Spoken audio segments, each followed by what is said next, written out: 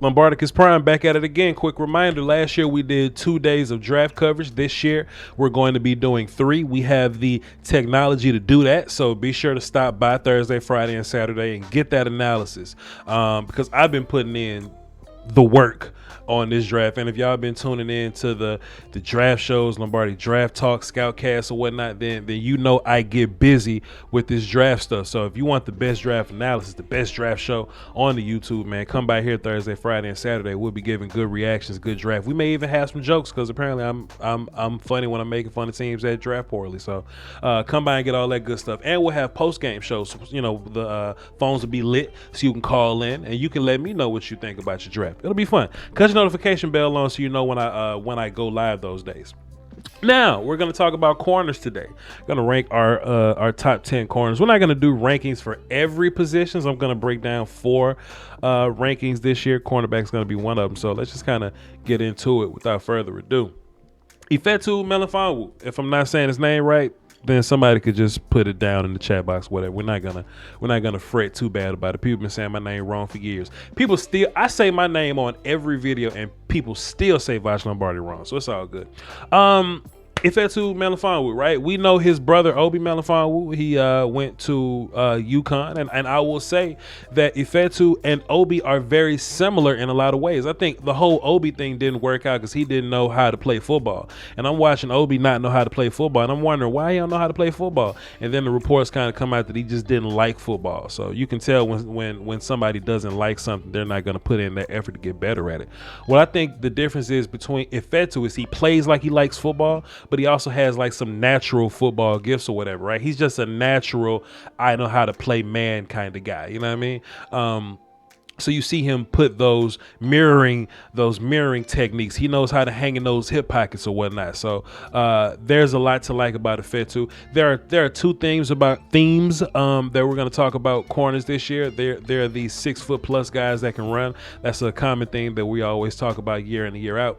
But then there's the angry little dude themes that we're going to talk about this year. So be sure to hang tight. And we'll talk about that a little bit. But Melifonwu is my number 10 guy. Let's move on here. Eric Stokes, number 9 from Georgia, right? So Tyson Campbell's not going to be on this list at all. So let me just go ahead and get that out of the way. Tyson Campbell's not going to be here. But they both the Georgia kids, and then there's like DJ Daniel, like he exists, but we're not talking about him today. We're talking about Eric Stokes. The Georgia guys, they're both similar in the fact that they're kind of these well-built, can run really fast type guys. You know what I mean? But what separates Eric Stokes from the rest of the guys on his team is that I think Eric Stokes can really cover, and he has some sort of idea about what's going on when the ball's in the air, right?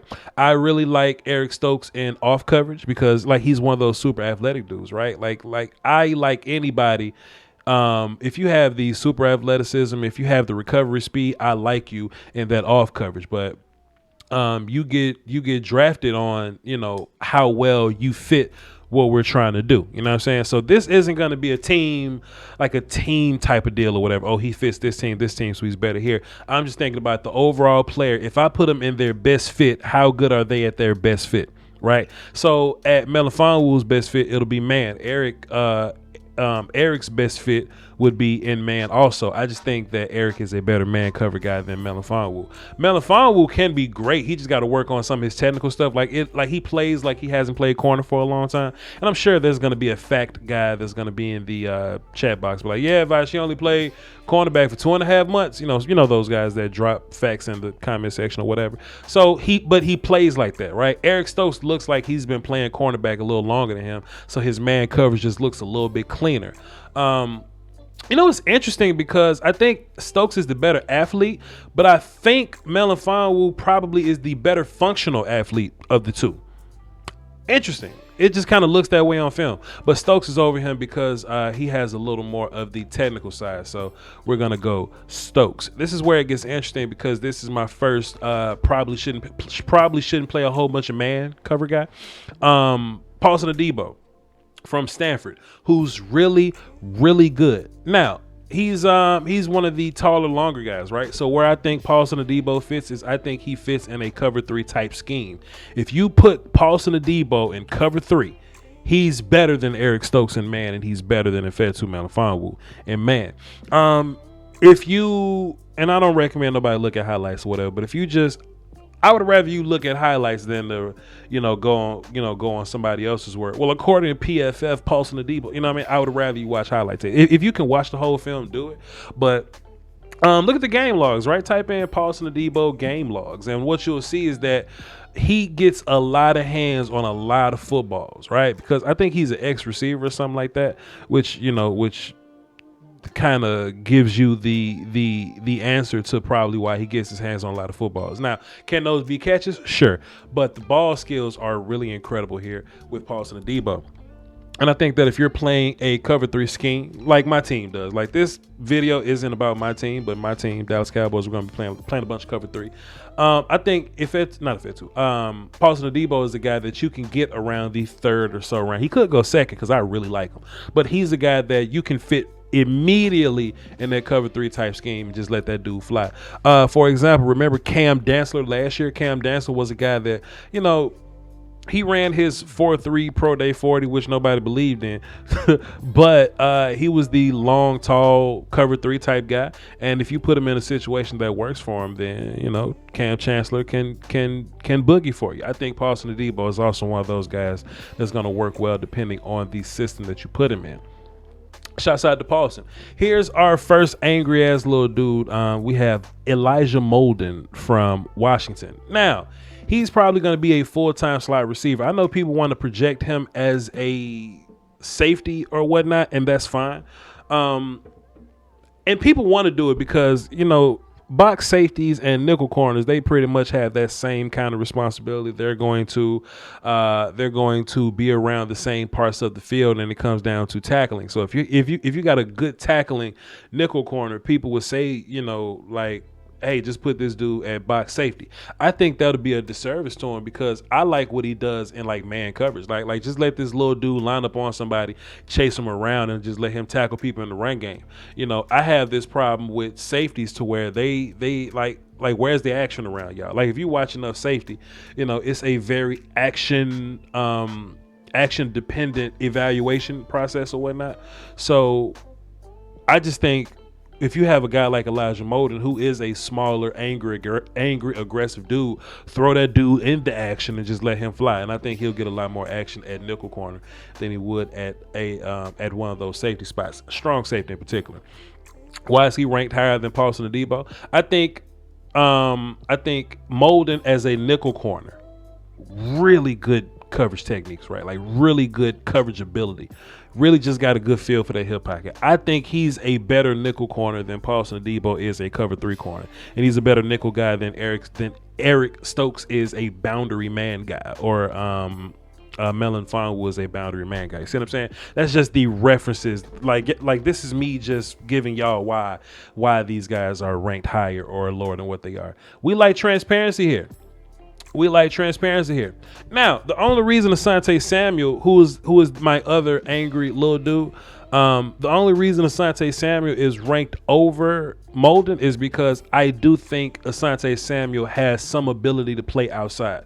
Now, if you watch the Clemson game, the first thing that we noticed from that game is they looked at Asante Samuel like, hey, you're small. We're going to take advantage of you being small. And they kind of really made him look small, like early and often. But that was kind of just one game. But if you look at the rest of his tape or whatever, he's one of those, I'm shorter. I don't want to call him incredibly short, but he's shorter, but he plays like a taller corner. He's definitely that guy. It's just that in Clemson, there was nothing he could do about that. He was just a short dude, and he just was a victim of that circumstance. Now, Asante Samuel and Molden, they both play nickel corner really, really well. I think I like Samuel's technique a little bit better. Plus, Samuel has some upside to give you some spot work at outside.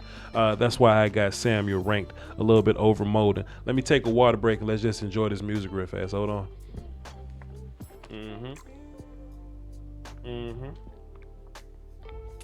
So, two things here. One, this is not a mistake. That is indeed Caleb Farley. And two, before you ask me, this is not this list is not made with outside influences or whatnot, or like off the field stuff. This is purely based on film and the player. So these next few picks are going to be basically based on not intangible things, but they're going to be based on, what I saw on the field, right? So yes, Caleb Farley could fall a bit more because of the back issue. If his back is that bad to where he's falling down into day 2 and all that, I don't want him if his back is that bad. But just as a player, Caleb Farley is a stud super athlete. I think he has incredible upside as a man cover guy. I ain't got to explain to y'all. Like we're talking about Caleb Farley as one of those like top 5 guys in the whole entire draft until his back started hurt. Now, was Voch always on that program? No, because I think there are some things that he can fix or whatever, right? So just basically how I like players is I love a guy with a high ceiling, but I never want that ceiling to be so impactful that I can't get good floor out of you. You know what I mean? So a lot of these guys I wouldn't even like consider taking because damn dog, like you ain't got no counter floor for me. Like the whole Greg Russo argument, right? Like the Greg Russo argument is all ceiling, no floor. What I like about Caleb Farley is that Caleb Farley can go out and cover today. Caleb Farley has a really solid floor today. He was considered to be one of those top 5 dudes because his ceiling was through the roof. Now, I didn't see him play football this year, so I don't know how much he improved. I have no form of reference of knowing if Caleb Farley improved or not. And how I'm going to grade guys based on them opting out is depending on how much work they needed when they opted out. Caleb Farley needed a lot of work when he opted out. You see what I'm saying? So when I look at Caleb Farley, I look at a guy that can run with anybody, that got size and length, that can kind of boogie with anybody. He's a solid cover guy, honestly. I like him in off coverage. He just kind of sees things a little better, but when the ball is in the air, Caleb Farley doesn't have the nuance to slow down to find the football. So what's going to happen is when he gets to the National Football League, these quarterbacks that excel in timing, these back shoulder fade guys, right? These ball placement dudes, they're going to eat Caleb Farley alive if he can't look back and find the football. You know what I mean? So that's going to be a big problem for Caleb Farley. And Caleb Farley will stumble into an interception sometimes, just because the throw may be whatever. But he did use his athleticism to get to that landmark. But I haven't seen Caleb Farley do some good coverage. Oh, I am identifying the route now. Right? Like we're off the line. I'm reading your hips. I'm in good position. I'm identifying your route. Okay, this is the route. I'm going to keep running this route with you while looking back and finding the football. Caleb Farley don't do that. Caleb Farley's athletic enough to look at you the whole time. And he'll look at you and he'll chase you the whole time. And when the ball gets there, he won't see it because he's looking at you the whole time. I like Caleb Farley. I just can't put him as one of my top guys, right? And I'm lying because he's top 5, right? I just can't put him in the top 3. Now, Greg Newsome from Northwestern. If you're not familiar with him, get acclimated with him, all right? If you watch enough Greg Newsome on film, let me just kind of help y'all with like what you saw. You watch enough Greg Newsome on film, you see a guy that when they try to drop him back in these zone looks, I really hate it. But when they do it, you go, okay, he's a solid zone cover guy. That's fun, Greg Newsome.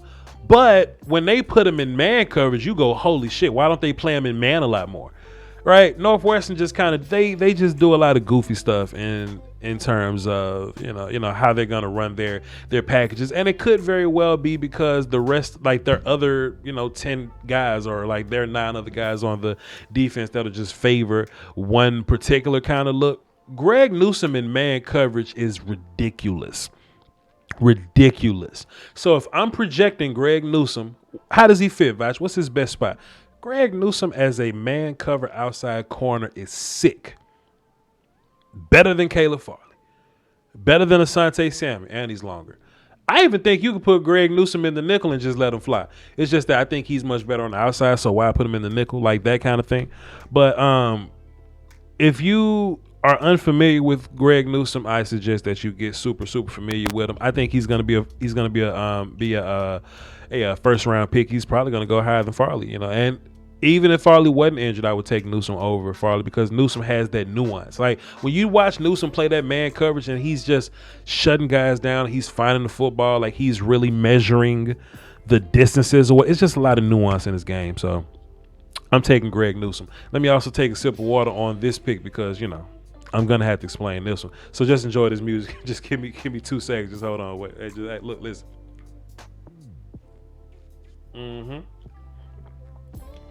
Yes, indeed. So Patrick Surtain, right? He's my number 3 guy. I've never seen such a polarizing character in a particular draft type situation. So. Pat Surtain is not going to be the Jalen Ramsey type guy. But if you listen to people talk about him, they're going to say that he's the Jalen Ramsey type guy. I even think NFL Network, because, Draft Illuminati is always going to do Draft Illuminati things. They say, oh, well, look at the size and the measurables, just like Jalen Ramsey. And that's to lead you to be super hype about him, thinking that he's going to be Jalen Ramsey. I don't think Pat Surtain is that. But just because he's not that doesn't mean he's a bad player. I think a lot of the times what happens in draft world is when we end up debating guys versus other guys, we don't just talk about why our guy is good. We somehow make the other guy bad. So there's this Pat Surtain deep ball problem. I don't think Pat Surtain has a speed problem. I think he got a deep ball problem. And I was talking about that on my film session. Y'all can go watch that if you want to. Pat Surtain got, like, when the ball is in the air, he gets a little uncomfortable if the guy across from him is like a super speedy dude. So I think that's where the notion or the idea that Pat Surtain is slow comes from, because we get these big plays on him. Doesn't happen all the time, but we do get these big plays where he kind of panics when the ball is in the air when there's a quicker, twitchier dude across from him. I don't think it's because he's slow. I just think he's more comfortable down by the line of scrimmage. Now, where you see Pat Surtain doing his work, jamming within the first 10 to 15 yards or so, Pat Surtain is a demon down there. It's just that when it gets outside the numbers and it gets 20 plus, that's where it gets a little weird about Pat Surtain. But Pat Surtain is probably like the highest floor guy. If you want to take a dude and plug him in and just boogie with him, Pat can do that for you. He's a guy that can play man and zone. He is a complete corner, in my opinion. I got him over Greg Newsome because I think he's that complete guy. I think Greg Newsome is a flat-out man cover dude that they just made play some cover 3. That wasn't great for him. Farley's going to end up being a complete dude, but I just think he's missing some of the technique things or whatever. I think Pat Surtain has all the technique flaws that's missing from Farley, and he has the flexibility within the defense to do whatever you want to do with him, which a lot of these guys on this list does not have, right? So Pat Surtain is going to be a guy that's probably going to be taking top 15 somewhere. You plug him in, he's going to be a really good player for you. It just happened to be 2 guys that I like better than Pat Surtain. Now, I've been dealing with these last 2 guys for the past couple of months or so. I like them both. And in my mind, they're both my cornerback 1 and 2. They're my cornerback 1A and my cornerback 1B. But if you had to put a gun to my head to make a decision, here's my decision. Let me take another sip of water, because y'all know the 2 guys, but I'm just here to give my final reasoning for it. So let's get started. I like both these guys, man. I wish I could have both of them. I don't think I can, though. Boss Man Fat is number 2. Boss Man Fat is number 2. Him and my number 1 guy have been going back and forth all off season. In my mind, if you've been following me, if you've been following me on Twitter, you've been keeping up with my draft streams and my draft talk. If you just keep up with me talking, you know I got love for Boss Man Fat, dog, and I think he's one of the better corners in this draft.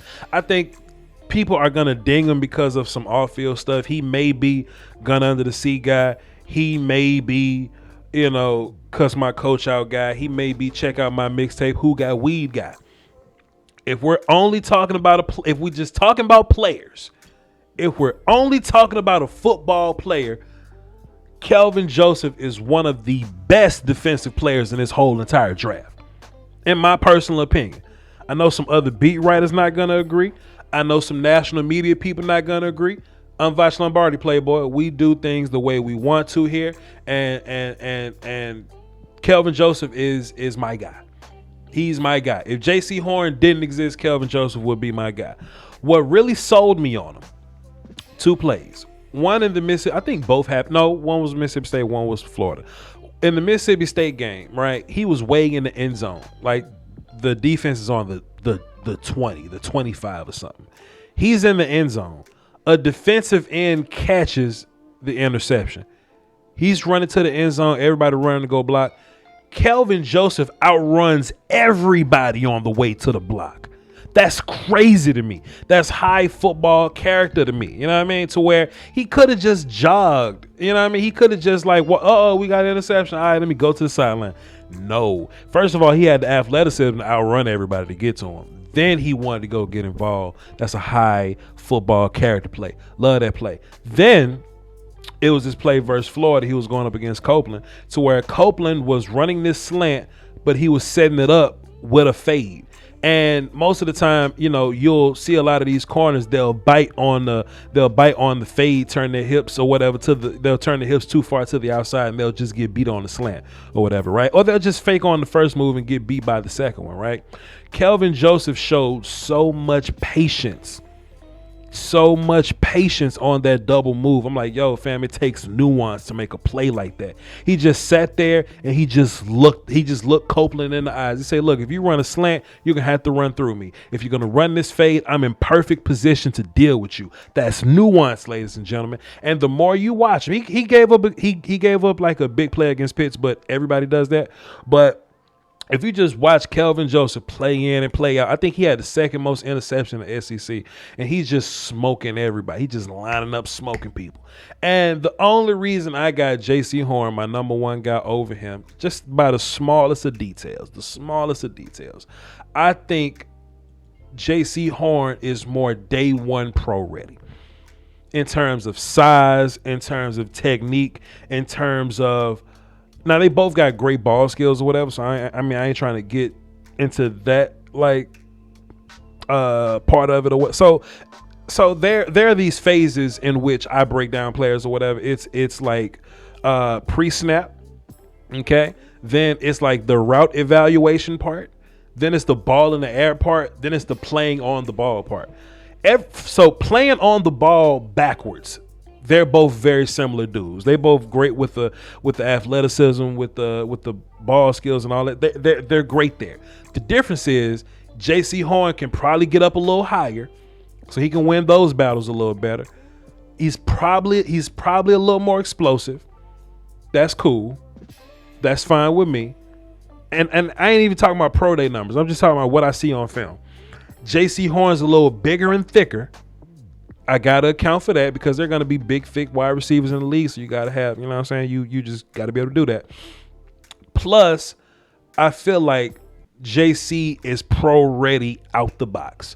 A lot of people are gonna say whatever you feel about JC Horn's, you know, grabbiness or whatever. I think you need to be physical in the National Football League, you know? And I think you know, sometimes you just can't sweat the small stuff. You know what I mean? Like if Myles Garrett had a problem jumping off sides, you just teach Myles Garrett how to stop jumping off sides. You cool. And many people have responded to me when I make that example. They say, yeah, but Voch, off sides is less impactful than a pass interference. That's true. I'm not comparing the penalties. I'm comparing what you do as a coach or what you do once you get that player. What you do is you work them out of that penalty. Don't sweat the small stuff and overthink this. If J.C. Horn is the best covering guy in the draft, but he grabs past 5 yards, hey, I'm your coach. J.C., stop grabbing at the 5 yards. Now I got the best cover guy in the draft. Myles Garrett, you jump off sides. It could be defensive holding. Myles Garrett is a defensive holder, but he's the best pass rusher. Yo, Myles, stop holding. Now you got the best defensive pass rush in the class. That's how I feel about J.C. Horn. I don't care about grabbiness because grabbiness ain't something that's going to exist forever. You know what I'm saying?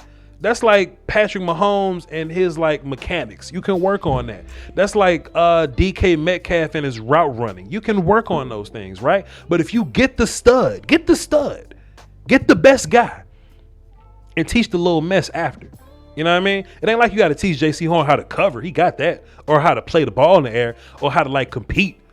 Look, man, if you listen to any of the people that you trust talk about draft, if you ask them about J.C. Horn, they're going to bring up the Auburn game. And I saw somebody on the social media machine, the Twitter machine. It was like, well, Voch, when I see people talk about J.C. Horn, all they talk about is the Auburn game.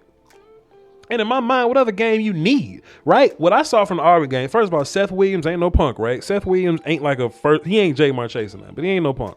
Seth Williams got a big play on J.C. Horn. And what we saw from that is J.C. Horn didn't like it. And Seth Williams didn't make a catch on J.C. Horn the entire rest of the game. Terrorized Seth Williams. I'll link my J.C. Horn film session at the end of the video. Terrorized Seth Williams at the end of the game. You need that in corners. You need that. Kyle Pitts was beating the hell out of everybody all year. Okay, take J.C. Horn, put him on Kyle Pitts, and let him cover Kyle Pitts by himself. Kyle Pitts made Nick Saban play nickel and dime with 2 safety help to help deal with Kyle Pitts. South Carolina put J.C. Horn on Kyle Pitts by himself. Kyle Pitts got some wins, but J.C. got his wins too. Frustrated the hell out of Kyle Pitts. Take the best player and quit overthinking it, man. J.C. Horn is my number 1 guy. It was real close between him and Boss Man Fat. I just think for the reason that I expressed to you, JC was a little better than Boss Man. Whoever I don't know where he's gonna fall. Kelvin Joseph, Boss Man Fat. I don't know where he's gonna fall, and because of the off the field stuff, the concerns with it or whatever. But wherever he falls, man, you get a top 2 corner at wherever the hell you draft that guy. All right, that's all I got for y'all today, man. Y'all hold down for the Doski Welski, Peace, Weezy. Till next time when I do my next video. Peace.